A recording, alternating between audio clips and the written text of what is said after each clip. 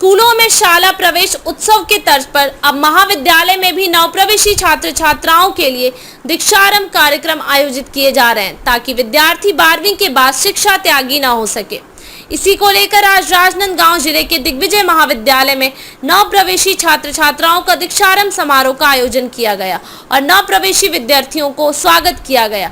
कार्यक्रम में विधानसभा अध्यक्ष डॉक्टर रमन सिंह ने शिरकत की और समारोह को संबोधित करते हुए केंद्र सरकार द्वारा जारी नई राष्ट्रीय शिक्षा नीति से छात्र छात्राओं को अवगत कराया। उन्होंने कहा कि राष्ट्रीय नई शिक्षा नीति के तहत रोजगार मूलक शिक्षा के साथ साथ कौशल उन्नयन को भी जोर दिया गया।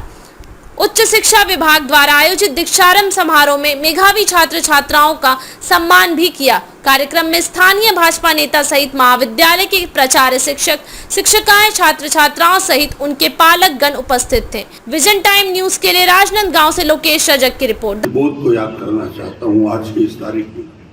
पद्मलाल पुन्नालाल बख्शी जी को याद करना चाहता हूँ आज की तारीख में।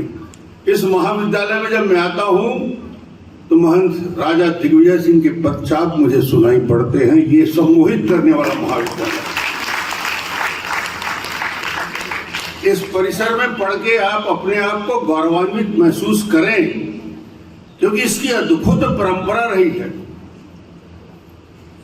इसलिए भी गौरवान्वित कर सकते हैं और मैं भी करता हूं कि शायद छत्तीसगढ़ का सबसे बड़ा स्ट्रेंथ वाला महाविद्यालय कोई है तो दिग्विजय महाविद्यालय।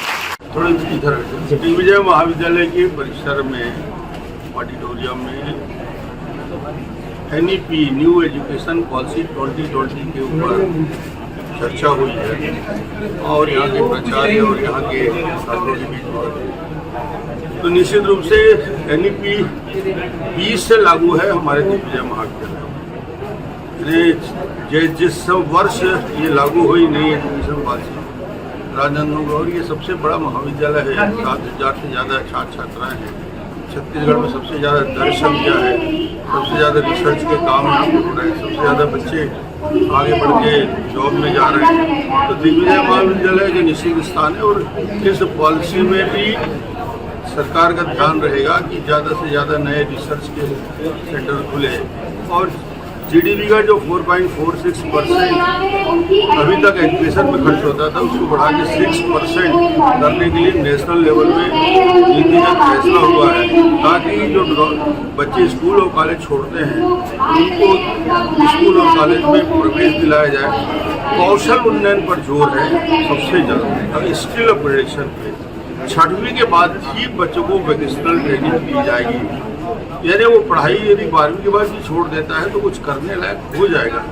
ये जापान में और चाइना में और अन्य जगह की पॉलिसी से में विषय है कि बच्चा 12वीं तक पढ़ के कुछ करने लायक स्किल उसके अंदर आ जाता है, कुछ करने की क्षमता आ जाती है।